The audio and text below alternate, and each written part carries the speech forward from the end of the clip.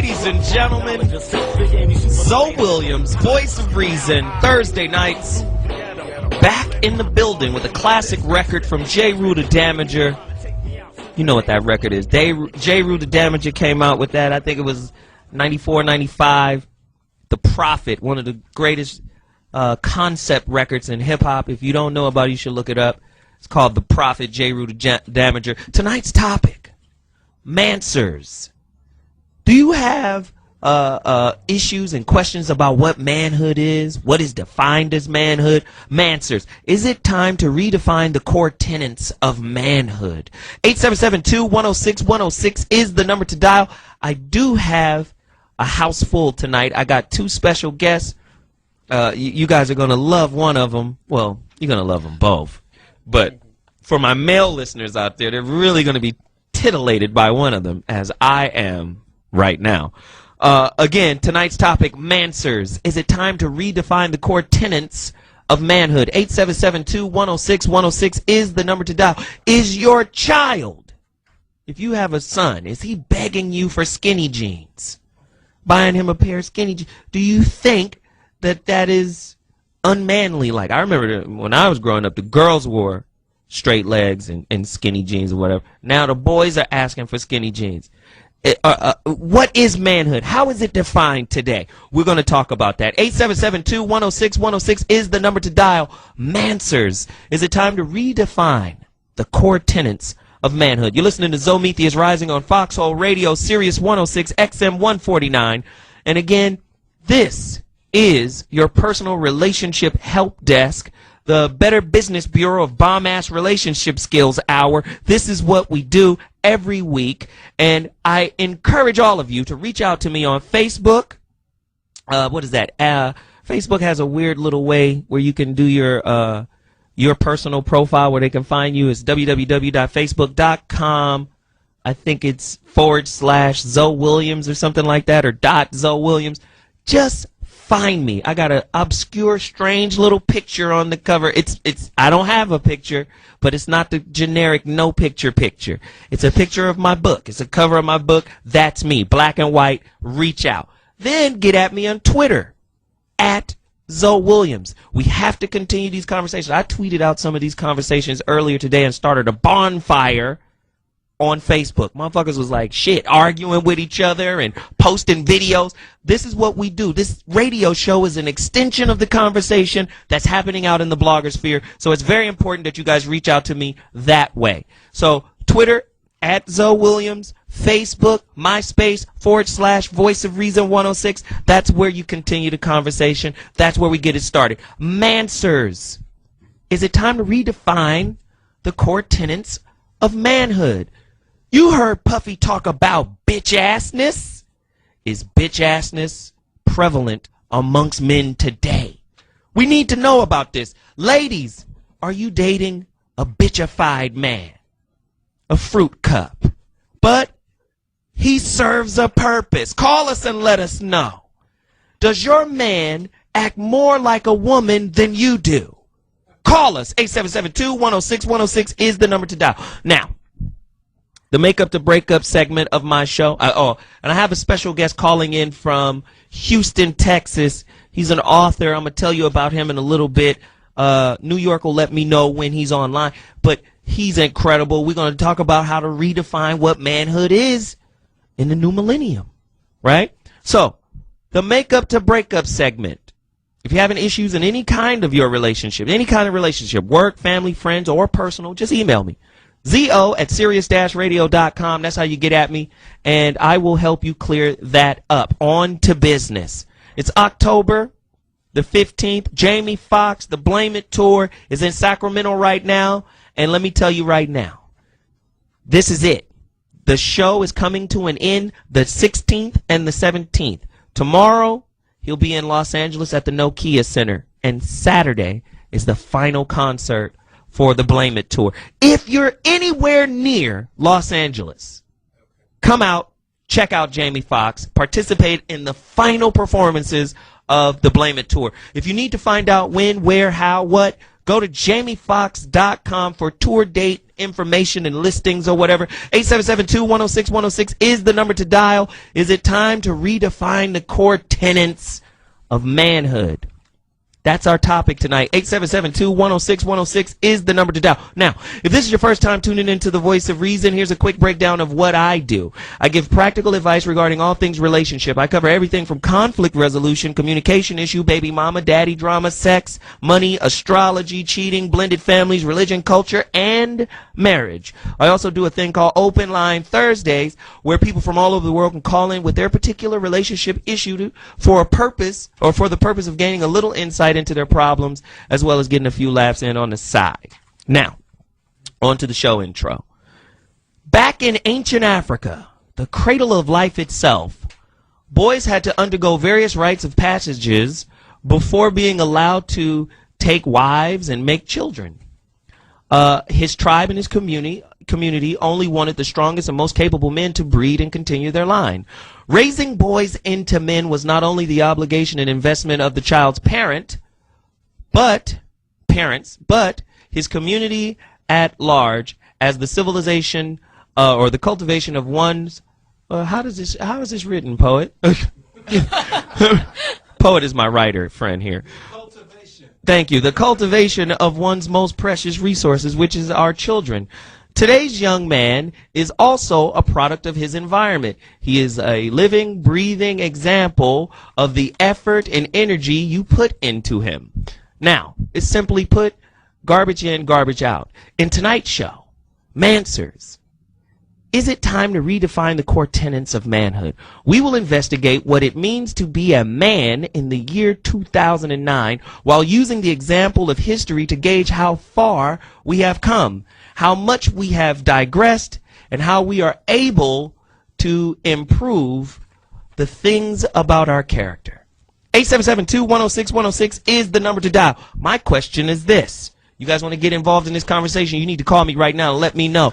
Is your son begging you to buy him a pair of skinny jeans?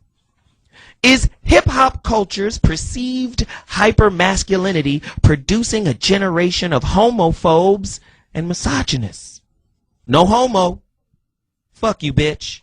877-210-6106 is the number to... Hey, is this not our culture? This is our culture. Fuck you, bitch. No homo. I accidentally said something that may have been perceived as gay. Hip-hop is a male-dominated society. But I'm not going to go into it right now. Right now, let me introduce my guest. Ladies and gentlemen, you know her from Speedy's Comedy Corner. She has been banned and exiled from said show. Yet, she is quite possibly one of the funniest, one of the most insightful, on top of being one of the most talented and beautiful actresses I have ever known. Ladies and gentlemen, wow. Tanjereen Martin is in the building. Hey, that was a fantastic introduction. Thanks. What's up, everybody? It's Tanjereen. Ladies and gentlemen, it has returned. And to answer some of our questions about masculinity and hip-hop, none other than one of the pioneers of hip-hop's lyrical lineage. If you go back and you do your research, me and TDP have been arguing for the past couple of weeks about the results of the battle, the epic battle, which seemed to have lasted 37 years, right, between legendary Kool Moe Dee and LL Cool J. Now, I told TDP to just go back, read the lyrics, get the lyrics off the internet, and compare side by side. Without further ado, my great friend, my honorable comrade, ladies and gentlemen, Kool Moe Dee is in the building. Tight G's is the latest scene. In the books, in the music, in the magazines. That was the old record, man. Flashing was talking about that way back then about tight jeans. Really? So it's amazing that you're talking about that now, and they would be on point with that right now. Really? Yeah. Oh, wow. So, ladies and gentlemen, again, tonight's topic, Manswers. Is it time to redefine the core tenets of manhood? Mo, where are we right now in today's society with regards to what manhood is? You know, Puffy brought that out about bitch-assness a little while ago. And women have been complaining about there are no good men, qualitatively speaking. Mo, what the fuck is going on, man? Holla at me. Purgatory. We are in manhood purgatory. Manhood purgatory, huh? Yeah, man. Well, I think, it's a combination of assimilation versus rebellion. And the hip-hop generation kind of crystallized that in its inception because we wanted to be anything but Michael Jackson and Prince. Even though they were great artists and great entertainers, they had an effeminate thought process, or at least a feel about them. Packaging. So to speak. Yeah, in terms of how they were packaged and marketed to us. So I remember the one thing you wanted to be as a hip-hop artist was hard. I mean, it wasn't like they were saying anything really profound, Run DMC, hard. Everything was just hard, making sure, LL, hard as hell. Hard. We want you to know we were hard because hardcore meant you weren't effeminate. And being effeminate back in the days, especially in the hood, could basically get you in all kinds of trouble. Get you beat up. I mean, we're playing football and basketball, and you in locker rooms like you don't want nobody in the room that's anywhere near the effeminate side of the equation. So the whole "don't drop the soap in jail" thing. It was worse than that in the football locker room. Tanjareen, your thought process here? But then I'm thinking about how they smack butts in the football games and basketball too? And in basketball too, and they walk around naked, and a lot of men bathrooms don't have doors on them in the public bathrooms. Women, we always have a door. We don't want to see each other naked in the locker rooms. We don't smack each other's butt. I thought women it seemed like women are always looking at each other naked and nude. I always thought you guys were cool with it. No, we don't look at each other naked. We do have permission to give compliments, though, because I notice guys have to say, those some nice kicks, no homo, like you said. But girls, we can say, oh my God, your boobs look great in that blouse. Well, in the male locker room thing, it's supposed to be like a masculine thing of comfort where we just keep each other's eye-to-eye contact. It's like, we washing and looking at each other. So don't look What's up, man? How you doing? Ain't nobody looking down below the waist. Okay. So it was definitely something that we were supposed to be comfortable. Like the other side of that too, it was convenient, to be honest. We were talking about poverty coming up, and I know in the professional ranks it's definitely at a higher level with that, but it's no way that you're going to set up stalls for men to be separate or whatever. It was almost like if you are masculine, you're not supposed to be threatened. That's why the homosexual situation in the equation was like you're violating that so-called trust. That's why it was so violent. So to close the door on the bathroom, you'd be gay. In the shower, so to speak. Well, wasn't it the Dipset cats, Cameron and them, that came up with the concept of no homo? And with so. No homo, now there's almost like a fear movement happening with, that was gay. Well, that comes from the jail culture. Let's talk about it. In the jail culture, a lot of guys who are locked down partake in male activities, I should say, sexual activities, and they try to validate it and justify it depending on which side of the end, which end of that spectrum you're on. So they try to add a masculine take to taking somebody's manhood, so to speak. So when you come out of jail, this whole thing about you did time, they'll be very, very clear, making sure to let you know that they weren't on the side of being taken. But see, right, this is if why you're pitching or catching. Right. If you are pitching, then you're still masculine. If you're catching, then you're gay. Right. And from what I understand, if you've been in jail more than 2 years, it's known that you've done something gay. What but they you're not call supposed that? To speak about it. What they call that? Gay for the stay. Like while I'm in jail, while I stay here, I'm a fruit cup. Gay for the stay. That's the hood terminology. But this is why it's so important that legends like Kool Moe Dee come on the air and expound on how you and I talk about this all the time about entropy. The longer a thing goes on, the more it begins to break down. Right. What is that second law of thermodynamics, right? Is the law of entropy. Yes, Zometheus. Indeed, sir. but we talk about the entropy of hip hop, right? Like you said in the beginning, we wanted to be hard. But now what's happening is, and you can expound on this probably a little bit better than I can, the gang jail culture has infiltrated into hip hop, and now there is a homophobic movement. Well, if you have guys, remember that they're basically defending their honor and integrity. You got the hip hop is now turned into a hustle. It's now the hustler's new out, so to speak. Just like bootlegging back in the 60s, I mean back in the 20s even, and in Prohibition when the gangster movement really came about. Talk about the Italian side. All of those guys that were coming in and out of jail and they started bootlegging liquor. Basically, they created their own empire, and the same thing is now happening in hip hop. Most of the guys that are prominent in many ways now were in the streets. They were hustlers. So when you have that means you have a jail culture now giving you jail ideology, lyrically especially, and they're coming with that mentality. But what's also the backlash is you also have guys coming out on the street talking about what's been going on. Like, man, he ain't so-and-so. I remember I was in the joint with him and he did whatever. So now they are really, that's why everybody has like a hair trigger kind of temper, you know, they can't really take anything. It's like very, very fragile in terms of because that can actually taint your whole hardcore perception. Right. So if the hardcore perception is in question based on your jail activity, and they used to use jail as something to say that you were hard.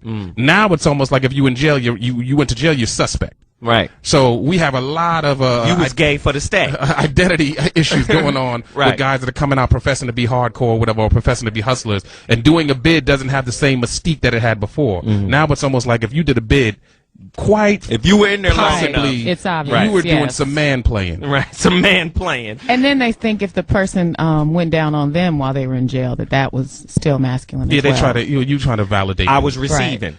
Right. So there's this thing in psychology called hypermasculinity, where one aggrandizes his manhood in order to compensate for his homosexual feelings. Yeah, some of those guys are really so gay. the guy is, hey, there go the girl right there. I want to bang her right now. I got wood in my pocket. I'm hard. Right. It's that guy. Right? And I was raised, you know, by a coalition of men in my family, because my father wasn't there consistently. But my brother was 16 when I was 7. So he automatically had to become dad once we came back from the foster care situation. So when we came back, he said, all right, my story is the Fresh Prince in reverse. You see, when we were taken from my mother because she had a nervous breakdown because dad bounced, right? We went to the high-end foster parents and lived there for years. So I was taken when I was 10 months. I didn't come back till I was 5. And when I came back, we went back to the projects. So it was reverse culture shock for me. So when we came back, it was, all right, nigga, no more yes ma'am, no ma'am. Learn how to climb this roof, nigga. This is how you get around.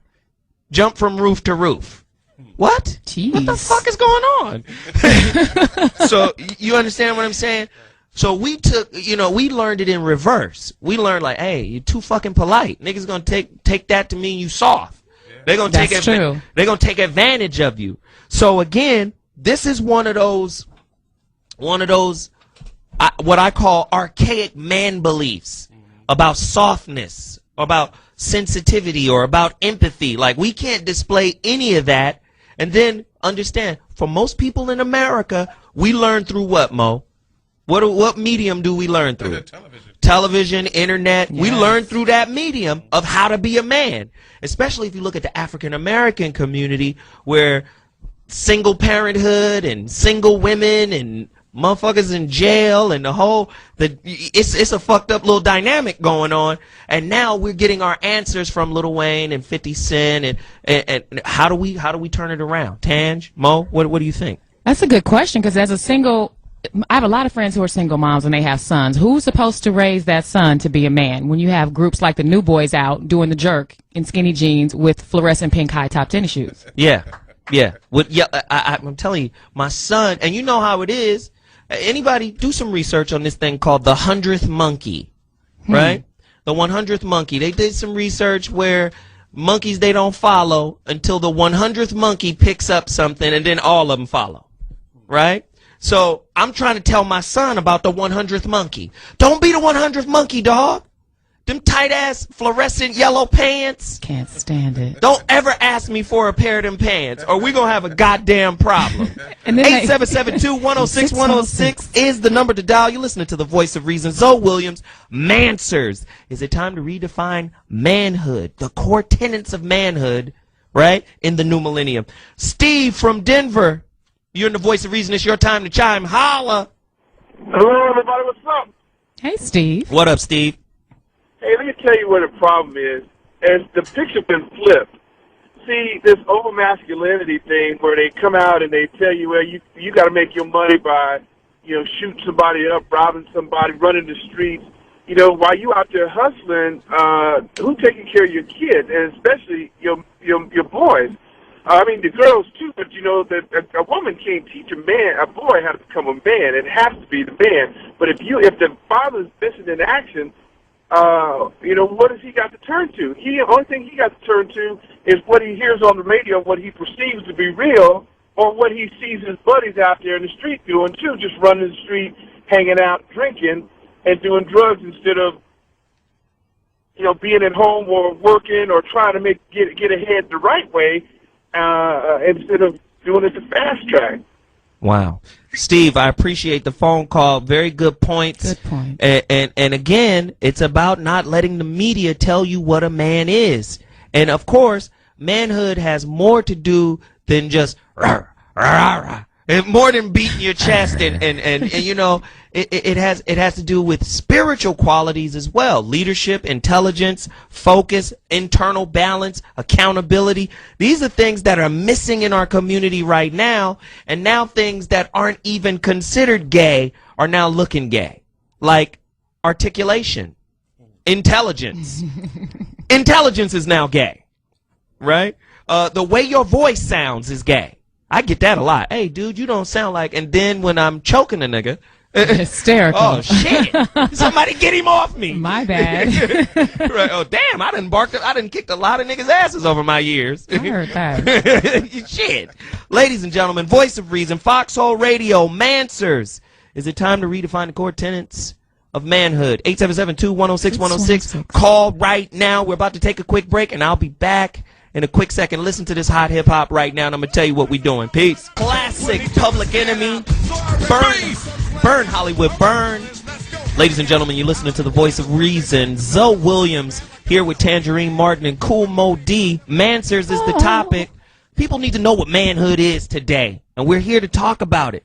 I heard Farrakhan said to the younger generation, he said, you lack the testicular fortitude. I love it. I love it. Right? And again, being a man is about being truthful, about being honest, about being accountable, responsible for your mistakes in life, responsible for what you do and say, responsible for your kids, responsible for your family, leadership. I'm telling you, leadership doesn't happen externally until leadership can happen internally. And that's when men start to evolve and become the type of men that women want to be interested in. Right? Shahrazad Ali. You remember? Oh, whoa. That's good. That's real nice, anime. That's real nice. That's fine work, anime. Smack your woman. Right?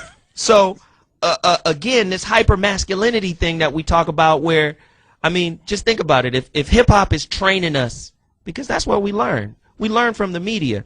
If hip-hop is training us to call our women bitches and then check every little nuance about our character and discount it by saying no homo, what are we really scared of? I hear that the no homo phenomenon or the hypermasculinity phenomenon can be found during the NFL season, in Sports Illustrated magazines, action film, heavy metal, hip-hop, and surprisingly, in the LGBT community, lesbian, gay community. Yeah, that's where usually I'm a man. You're not a man. You're trying to deal with some inner conflict, some inner strife. Let's just be real. I ain't got nothing against homosexuals. My thing is, if God didn't create you, you wouldn't be here. But my thing is, I don't want to have to deal with your lifestyle. I don't want you parading and promoting it to me. If that's what you want to do, more power to you. But the flip side is, now that we're raising young men, we got to tell them what it means to be a man and what it means to be a man to a woman, right? I'm hearing women saying, because there aren't any good men, I'm considering lesbianism. 877-210-6106 is the number to dial. Do you want to talk about it? Our guest author is on the phone right now. My brother's name is Michael Taylor. He wrote a new book called A Conversation with Men. Michael, are you in the building? Yes, we are in the house. Michael, let's talk about the book. Let's talk about redefining manhood. You have a portion in your book called The 5 Illusions of Manhood. Let's talk about the 5 illusions right now. Correct. And first of all, it's called A New Conversation with Men. Well, let's get his Tell book, him, Michael. A New Conversation. Where can they get it? And that's what it's all about. It's a new conversation, and it is my belief that men are hungry for this dialogue. We just haven't had an outlet to really go into this conversation. And so the 5 illusions, and let me give you a little background first of all, is how I came to this understanding is about 20 years ago I went through a divorce, and I thought I had it all together because I had lived the so-called American dream. I had the wife, the house, the 2.5 kids, and all of that. But all of a sudden, my dream turned into a nightmare, and I lost absolutely everything. And so I really had to start reevaluating my life. And what I figured out was I had spent all my time and energy trying to get rich, trying to make money. And what I didn't pay attention to was who I was as a man authentically, not by society standards, but from a human perspective. And so I went on this amazing journey. And what I found is that in our society as men, because we're definitely influenced by our cultures, our society, and our families, but what happens is we create these what I call 5 illusions that cause most of the pain and suffering in our lives. And the first illusion that I think we have as men is that to be a man, you must be non-emotional and disconnected. And what that means is men, generally speaking, are conditioned not to feel. From a very early age, we're taught that it's not okay to be in touch with our emotions. And I believe that's one of the reasons why we have so much dysfunction, because we cannot be relational if we aren't connected to our emotions. And that's why so many men struggle with addictions and all this negative behaviors, because I say that we're disconnected from who we are as human beings. So that's the So non-emotional is one. What's the next one? That's the first one. And the second illusion is that to be a man, you must have money and material possessions. And people misinterpret when I say that. I'm not saying that it's not okay to have money and stuff.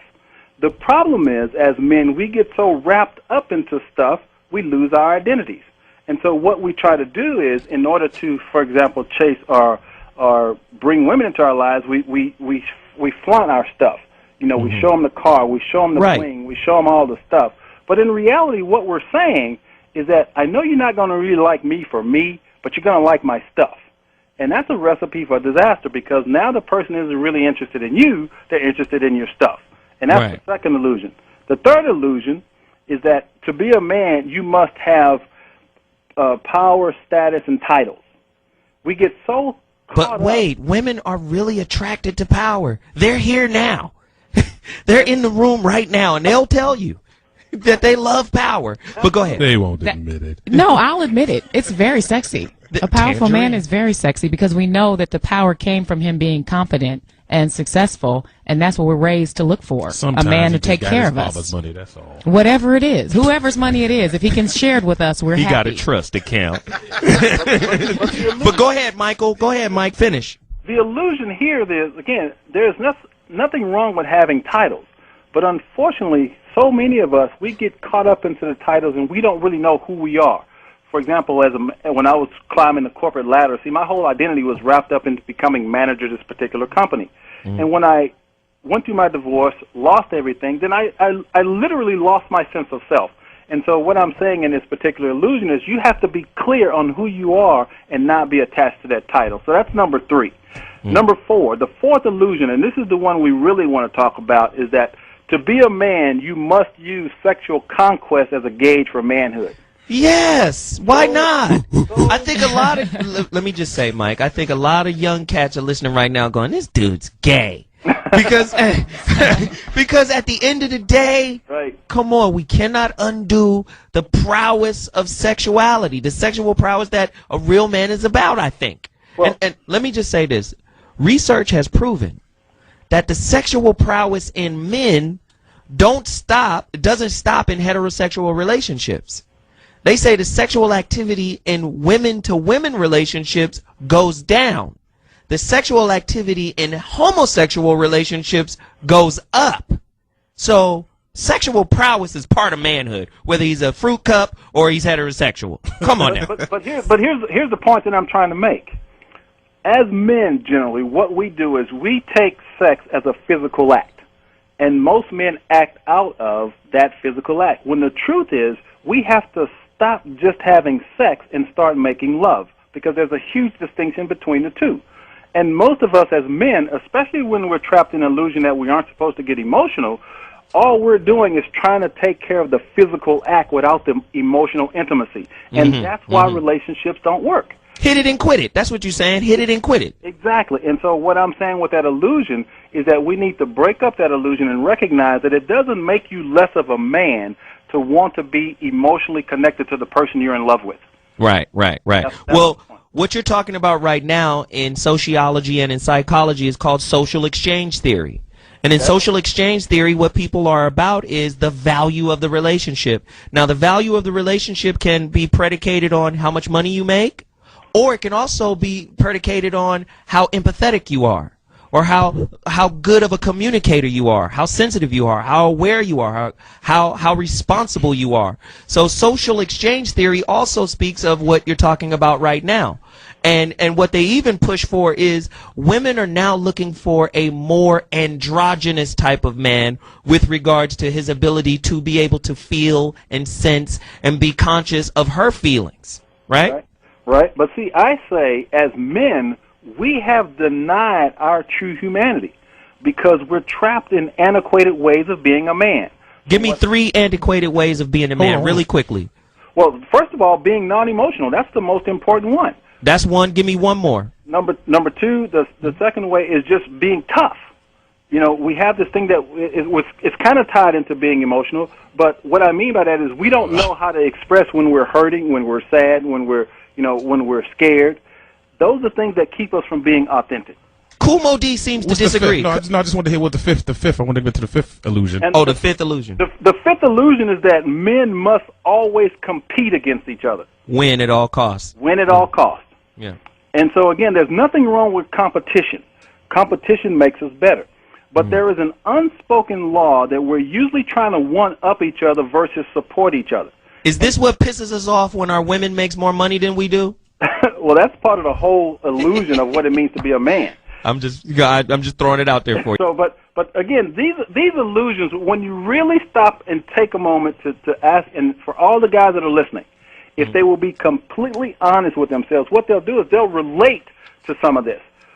We each kind of live in one of the illusions at one time or another, but there comes a time in our lives, especially when we get around 30, when we start thinking a little different. We're more concerned with being authentic, and we should be moving away from the superficiality of Michael, I disagree. I agree on a certain. I think when we get into our 30s, we start thinking of our mortality. Well, that's shit, I'm getting old. I need somebody to look after me. I don't think we start thinking with refined thoughts. You have a refined thought of, well, I want meaning and I want purpose in my relationship. No, we're thinking, who's going to cook the cream of wheat? Well, see, I say who's going to warm the bed? That's what we're thinking about. And I always tell women, when you get a man and he's plus 30 and he's broken down ready to get married, it's because his Fiat has a flat. Damn. He needs your FICO score. Moe Dee. It's true though, because I can name 5 people that are trying to marry me right now because they're over 30. First off, Tanjereen is hot. No, thank you. I appreciate that. But it's because they're over 30 and they want to start a family and get serious and, have somebody look after them. I think those cliches are part of the problem. We're conditioning cliche robots. We keep getting fed this quote-unquote American dream, and he touched on it earlier when he said he thought he had everything. He had the wife and the kid and the family, whatever. First of all of us are not wired for that. All of us are not prepared for that. And definitely, by the way, we're being socialized. Based on some of the things he said, we're being socialized as like many human robotic corporations. We think money first. We don't think anything about unconditional love. There's no training for that on the planet whatsoever. So almost relationships are basically set up like, and what you just said, that cynicism. Business. It's almost like once you lose your spirituality, materialism will run the plane. Period. Oh, yeah. So what happens is people don't even believe in unconditional love. They think it's impossible because they've been conditioned like a self-centered robot that is get mine, get mine, get mine, get the best, get the most. And like he said, some of the things that he's touching on is absolutely going into the robotics of how we're socialized. Exactly. So when you start to break that down, it's like when you hit 30, it's almost like the same thing I say about women on the other side. You have to crash. And people look at it like more normal. If I tell people I'm 40 and have never been married, I'm an alien. But if I'm 40 and been divorced twice, it's like, oh, that makes sense. That makes sense. Like Right. what's accepted is the failure of chasing the dream. Right. But if you saw the illusion in the dream from the very beginning, and I'm not saying that the whole picture is an illusion, I'm saying based on how we're conditioned, 9 times out of 10, we're not going to have successful families. It's virtually impossible to be that materialistic, that self-centered, and that corporate-minded, so to speak, and have any kind of success in love playing. And myself and Moe Dee have done relationship roundtables all across the country. Yes. And we talk about this all the time, about how the relationship model, the way we engage with each other, is kind of like a corporation or a corporate takeover. I have corporate bylaws. You have corporate bylaws. Which are your relationship beliefs? Now, whoever has the most assets or the most power or the most promise or position or whatever, that's the one that dictates the rules of that relationship. A lot of people get taken over hostilely based off of what a person has accomplished or achieved. You understand what I'm saying? Yeah, and then a lot of times, in many ways, I know we talk about the man side, but you have a ton of women that are playing catch up based on what I would call adolescent or youth mistake, so to speak. And everybody gets up in arms. Oh, don't call my child a mistake. You had a child early, many times by somebody that you might have even thought you were in love with, if that's even an equation from an adolescent standpoint. And as the woman gets older, she starts recontextualizing life, and now she is looking for somebody that is a quote-unquote better provider, because now she's thinking through the filter of the child. Right. I need my child to live better. So sometimes they get in toleration mode. So in the same corporate kind of hostile environment, the guy that comes along is not even her real cup of tea, but it'll be better for little baby. So I'm gonna just let's go even deeper. Let's go even deeper. There's a thing out there called the T-shirt test, where when women are ovulating, right? They did this T-shirt, they did this test with a bunch of college students. They say, here, this is what you do. Don't take a bath. To the men, don't take a bath. Wear this T-shirt and then put it in a bag. And what they found was, when women are ovulating, they were able to sniff the pheromone, the hormone of masculinity, and they said women will choose a different motherfucker than what they're married to based off of their ovulation. The ovulation is still on some instinctual animal preservation of the species type shit, but socially, well, he works for Neiman Marcus, or he works for whatever. You see what I'm saying? We choose based off of security. Choose who we should be with. Right. But if you used your instinct, you probably choose a whole different kind of dude. You see what I'm saying? Man, this is crazy. Here's the question, though. Hey, Michael. Oh, Mike, you're still here. Come on, Mike. Hey, get in there. It's a fight. We talk about this, and the challenge becomes, especially as men, because we've all used the word conditioning throughout this conversation. A lot of us as men don't even recognize when we're being conditioned. I know for myself, before I began this journey, before I started this process, before I started writing, as I mentioned, I was just on this societal roller coaster doing what I thought society says was going to make me successful. The question is, as men, are we going to be courageous enough to become self-introspective to see what the conditioning has done to us? But you know what? No is the answer. We won't. And it's so difficult. Not only are we conditioned as the materialistic robotic mini corporation thing, we're also conditioned to be cowards. We're conditioned to be followers. We're not conditioned to really lead. So that hurts some people. There's another a subtlety in it. Even if you start to add layers of racism, ageism, sexism, and classism, and you start adding those isms in the equation, even in the racial side, if you start talking about Black America, I know we talk about men in general, but we are looking at ourselves through a filter of being second. So a lot of times we use the material side to validate whatever the position that we thought I'm supposed to be here with you because I've done this. I've amassed this. I've accumulated this. And in the American quote-unquote dream, in the American structure, the problem is we have a very Pollyanna take on what the American dream is, but the American dream is very deep and very steeped in materialism.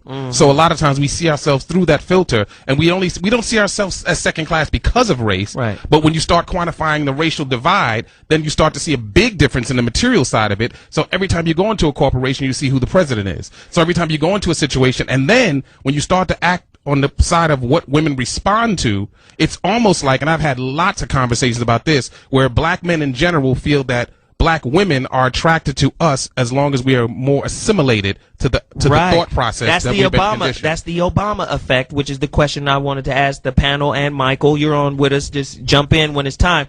Again, the Obama effect. To some, because I have a lot of, I mean, this question polarized motherfuckers on Facebook and all this. The question was Obama being president, the global image of Obama.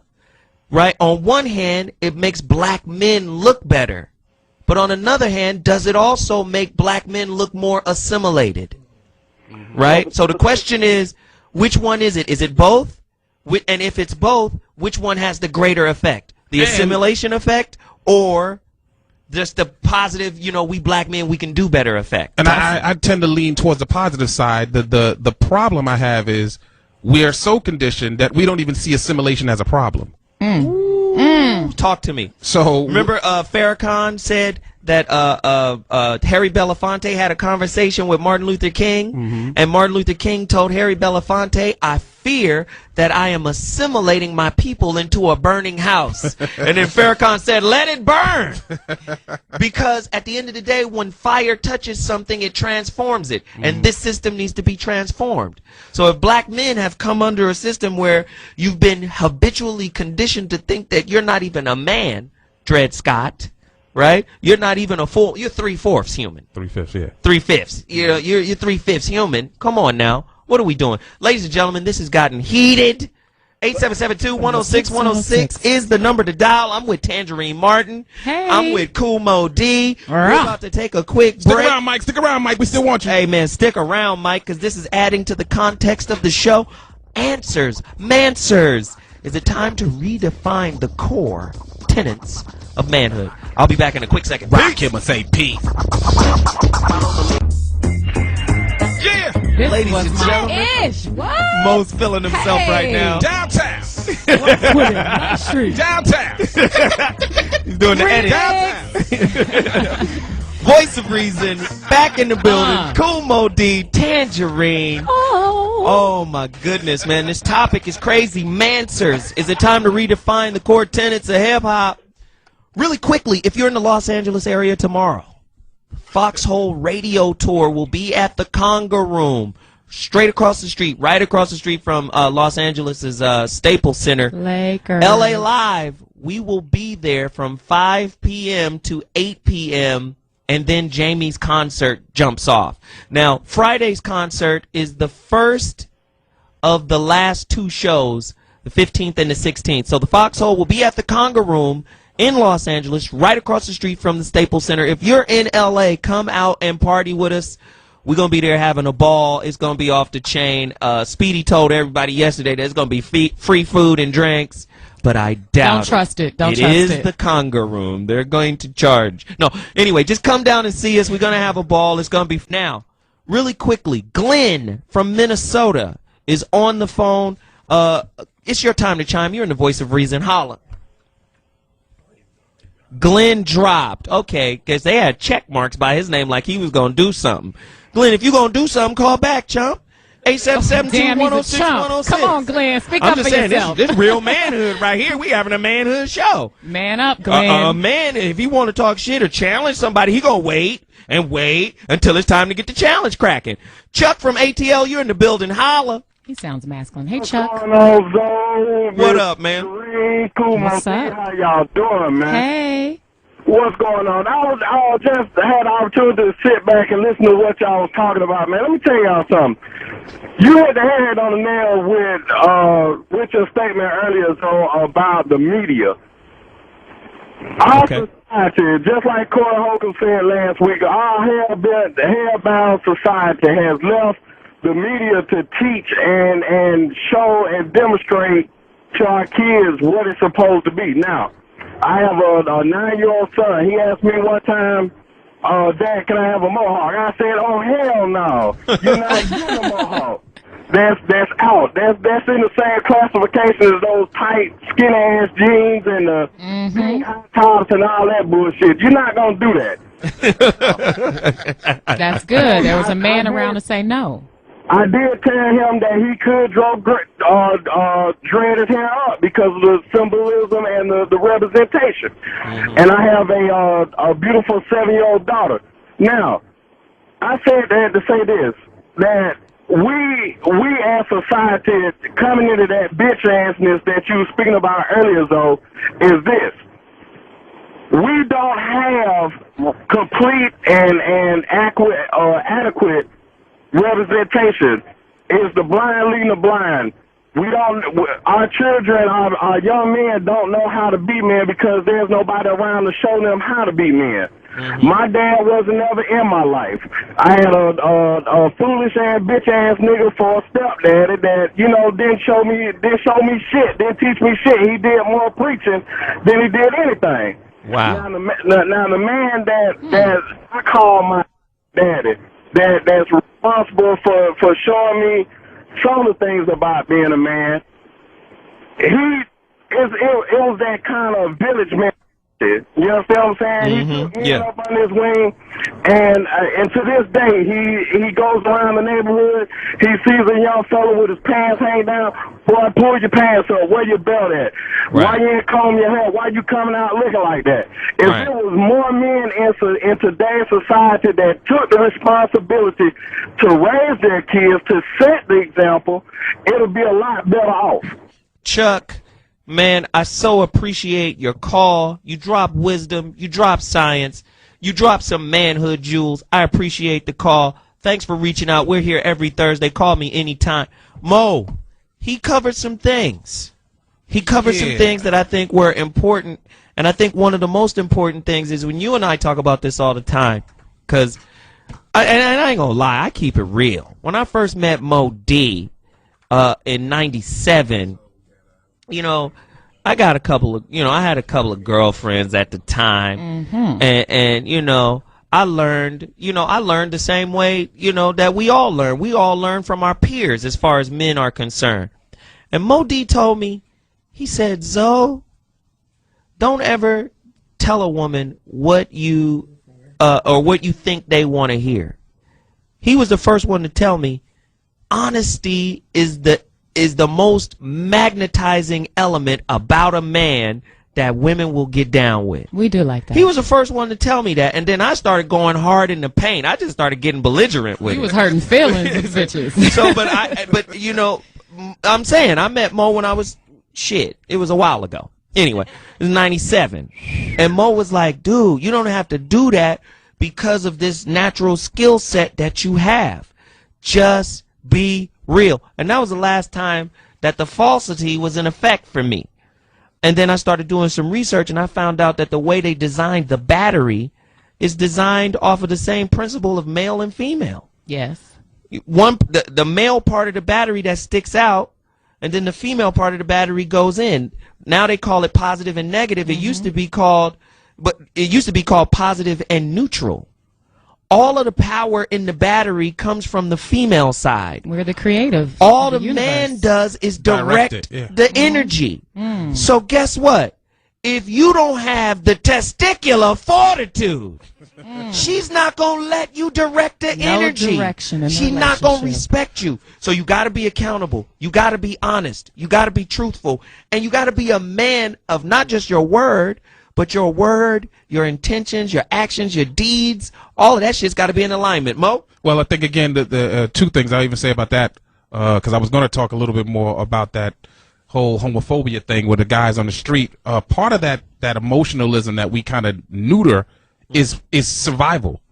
Women, as girls growing into women, have to deal with sexual issues, being approached by older men and all of that stuff, and that's kind of their axe to grind in general. And for boys growing into men, it's violence, especially in our neighborhood. Right. Things we come up in. So you have to find this weird balance of how to still be accepted and be cool in your so-called environment without being outcasted, because sometimes being an outcast, even in standing up or just doing regular mundane things of natural of survival, just going to school. Right. Getting to school is part of the problem. Right. So in certain environments. So I understand part of that emotional neutering has a lot to do with survival. Right. But on the other side, Because if you're too sensitive, you're gonna get your ass beat. without question. That's Without just question. it. So, and part of our rites to passage is, and one of the main things as we go through those stages, you go through, because we're not even thinking about women yet when we're boys. Right. So it's, can you play any sports? Yeah, Right. That's what I was going to say. Sports helps with that. A lot of that stuff has a lot to do with, the guy that can't play gets no respect. Right. Or the guy that doesn't have whatever it is. And it's almost like the last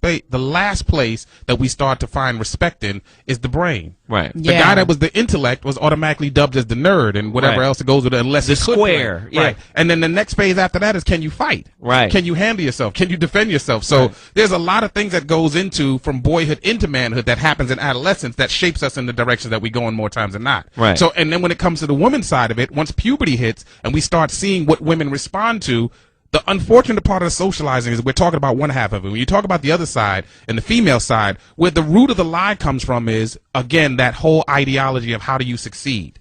Because just what he talked about earlier, we started using our sexual conquest as defining our manhood. Right. So he who got the women at a certain stage after it was the sports and then the fighting, could you get girls? What's your rap like? Oh, you ain't got no game. Right. And now you a player. A player meant you had status now. Right. You would have a little bit of a quote unquote fanfare or following in your neighborhood based on that. So the root of the lie comes from all of those things that are taken away from you. So it's almost like what hip hop has done. We create these personas. Right. And part of what happens, and hip hop just crystallized it, is we created alter egos because the self-esteem was so low that we created something else. Is why Superhero almost. yeah, which is why Shazam. a lot of the rappers were even saying that they were gangsters, and then they were using Italian gangsters as their motto, Right. because they Right, wanted to be right. something other than themselves. Didn't Shaq call Gotti. himself Enrico somebody? Yes, he used to be Rico Suave. Right, something Yes. crazy. So the unfortunate part is, although it's on one level it's survival, the other thing is, again, I can't harp on it more. It's nature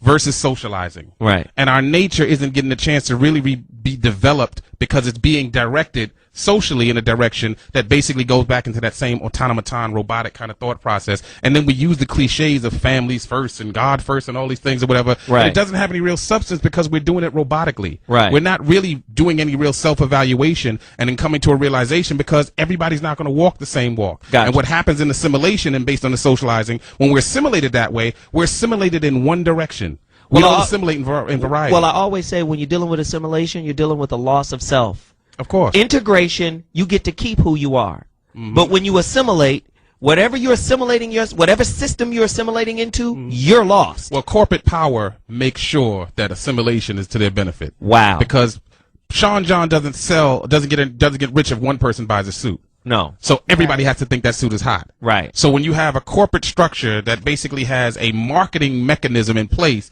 to make sure you see manhood in a certain direction, that's marketing. Wow. So it's not just a benign thing where the media shows you. It's like, again, if there's a fight, or I remember we did self-destruction concert over here, and there was another concert over there. The concert that had the violence, they covered on the news.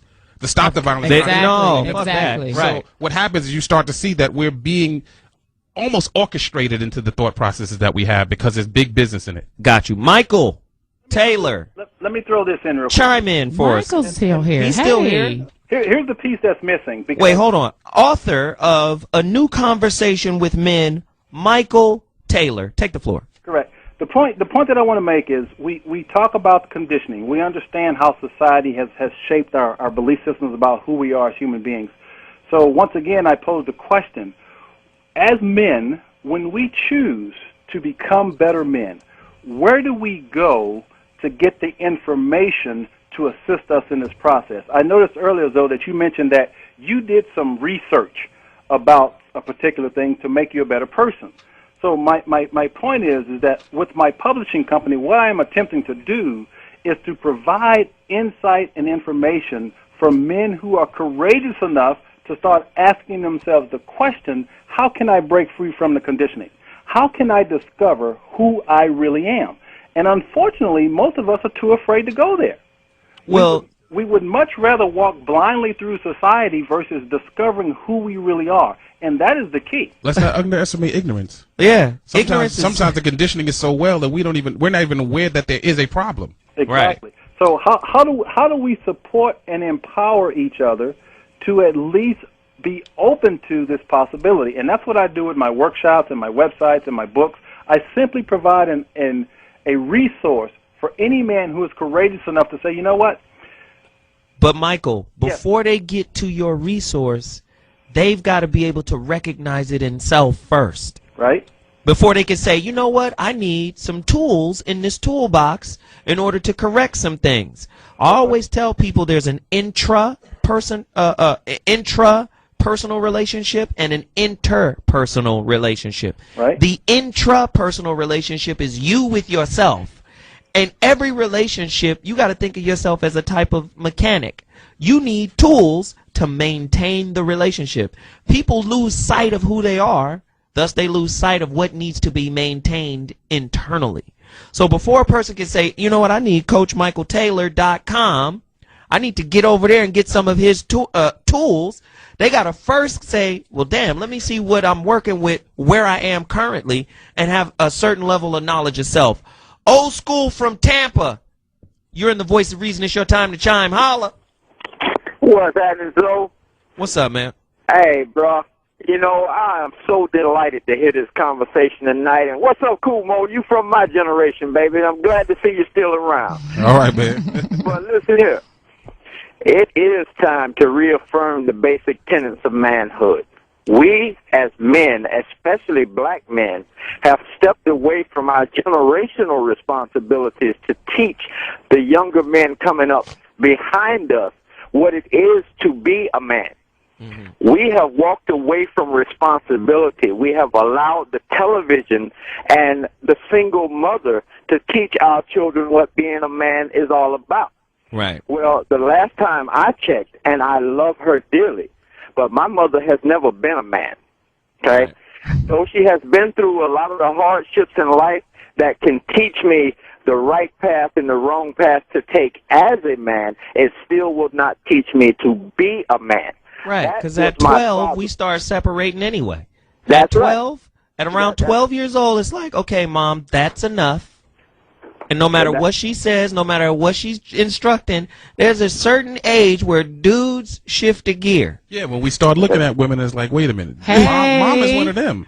Mom is one of them. Really, I'm lying to you first. Old school from Tampa. I appreciate the call, man. We got to move.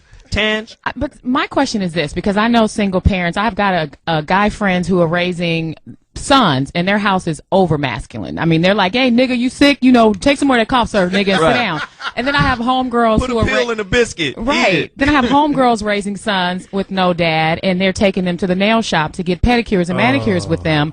And where's that balance? I mean, you don't... I don't understand how they're supposed to know how to raise a son when their other parent is not around. There's no... You have to have a license to fish. You have to have a license to drive. You don't have to take a class to be a parent. Let me tell you something. I got two sons. Right? I have 3 children. 2 of them are here in LA and see me every day. I got 1 in Michigan. And let me just say, man, when you, as a father, I can't see him every day. Right? I can't, we talk and it hurts me because I'm like, the motherfucker need my presence. Yes. Right? So my son, who's here, comes to me today and says, Dad, you know, New, this is a fucking brainiac child. He goes, Dad, I'm overwhelmed. I said, what are you overwhelmed about? He says, well, I got 5 pages of homework in this class. I got 2 pages of homework in this class. And I have, it's just so much. And then I said, well, did you have this much homework yesterday? He said, nah. I said, then you're not overwhelmed. I said, look at that shelf of books up there. It's like 500 books. I said, this is being overwhelmed. I have to read all of those books by tonight. I have a radio show. You're an asshole. And then he goes, and then I said, this is what you're doing, because thoughts are things, son. Don't come in here with a built-in excuse because you don't really want to tackle all the homework. Right? Mm-hmm. You coming in here trying to set the excuse up before you even get to the homework. So once I broke it down and said, man, the universe, God, whatever you want to call it, is a living thing. And if you put doubt before tackling whatever challenge it is, man, you're already setting up your own failure. I said, what you should say is, Dad, I got all this homework, and I'm gonna need some space. So tell Prima to leave me alone. To my sister, his sister. I'm gonna need some space so I can handle this. So I broke all of this down to him. After I finished breaking that down to him, he's reinvigorated, recharged. He's like, shit, I'm finna go handle this homework. He go in his room, close the door, put his little iPhone on. He ready to rock. I get a phone call from the other son telling me that he want to grow his hair down to the small of his back. Ouch. You feel what I'm saying? I'm not there. Right. It don't mean that I don't love him. It don't mean that we ain't working it out as, because we had problems. Mo, no. We had problems. Yeah, But and you shouldn't be admitting all this on the air. No, but I like to keep it real. Your long-haired son. I like to keep it real. But It ain't his. But is there another man in the life of your son though? But see, here's the thing. I tried to hook up with the moms and say, yo, put me and the new dude on the same page so I can position new dude as the whooping threat. Right. Hey, dude, if you don't do your work, if you don't handle your business, I'ma tell whoop-de-whoop. But her situation is so hood, is so ghetto, and so niggerific. Like that. It's like, oh, man, I got to go fly and get dude before dude aspires to be motherfucking the next Shabba-Doo. J-Lo. Shit. But I think that's the difference with this generation and last generation. Is that we've always had people having families out of wedlock, but the difference is in the old generation, you would go ahead and marry somebody and you took on the responsibility of all their children and you disciplined them and you pretended that they were yours. You loved them as they were yours. That's when we were a community. But nowadays, no more. you don't want to claim your kids in our chores. You're not getting married. We're underestimating the other part of the breakdown of the family structure and all of that. It's not just socializing us as materialistic robots and blah, blah, blah. We're also being socialized. Men and women now are socialized at war. We're not socialized in love anymore. So it's a defense mechanism. So in business, just like anything else, you have hostile takeovers. You don't have real merger. You have a merger when somebody is losing money and somebody comes in and saves them. Right. Most businesses don't want to be taken over, quite frankly. True. So usually what's happening again, you can look at Soul Train, as benign and mundane as that may seem. In the 70s, they would come down the line together, in outfits together, whatever. By the time it was in the 80s, it was the man line and the girl line. And we didn't want nothing to do with y'all on that side. That's deep. You start looking at the way the society is going. We went from women staying in relationships that were bad, even abusive, based on black men being downtrodden and all that stuff and bringing that anger home, to the 70s where we started getting to the whole, especially in the black community, you got the black power and all of that Malcolm X and all that stuff was already passed. But by the time we got to the 80s, we got into the place where it was baby mama drama. And the baby mama thing was the man wasn't needed because they were being socialized that we were not necessary, which created our backlash in the war side of, as you said in the beginning, fuck you. Ladies and gentlemen, that's Kool Moe Dee, Tanjareen. We got to wrap this show. Man, this is just scraping I know, the there's surface. so much more I want to There's so say. much more. I'm telling you, man, we could have talked about this for 4 hours today. So, as is commonplace, I'd like to wrap it up. I want to thank Kool Moe Dee. I want to thank Tanjereen Martin. We haven't seen you in a while, Tanjereen. We appreciate you. And I felt like I needed to highlight you in a space that wasn't drama filled. You feel what I'm saying? Thank you. I appreciate Because people that. need to know that Tanjereen is a very intelligent, beautiful woman that has so many skills. So I appreciate you for that. So now let me do my rap. I want to thank the callers for reaching out. We always do a recap of the callers. Steve from Denver. Boys have no... Oh, yeah. Thanks, Michael Taylor. Thanks, poet. I want to thank Michael Taylor. I almost forgot Taylor, big homie. Go buy his book, A New Conversation with Men, Michael Taylor. You can get him at CoachMichaelTaylor.com. Buy his book. It's a very good book. He's talking about realigning manhood and incorporating a fuller experience from manhood. I appreciate him reaching out and calling and joining in on this conversation. Steve from Denver said, boys have no reference point of manhood when there is no father around. That's not always true, Steve. You got an uncle, you got a big cousin, you got somebody you looking at. Now, whether that manhood example is positive or negative, that's something else. But there's always some dude. Even if dude is in a gang, there's always a masculine. There's somebody there. Somebody gonna fill the void. Glenn from Minnesota dropped. He wanted to talk shit. Call me next week. I'm waiting. Chuck from Atlanta. Our hellbound society is allowing the media to mold our youth We don't have adequate representation for what a man should be. It's our responsibility. If the media doesn't put out an image of a positive black man, we have power. YouTube exists. Facebook exists. You got a fucking camera on your cell phone. Film yourself helping the homeless, or film yourself mentoring a child and post it. Old school from Tampa, fan of Kool Moe Dee. We as black men have stepped away from our generational responsibility to teach our young men. Guess what? All we got to do is step back to them. I mentor kids all the time. I mentor the kids on the block that are my son's friends. I got to, or they're going to bring some of the hood problems they got in their household home to me. Ladies and gentlemen, voice of reason, ZoWilliams, Foxxhole Radio.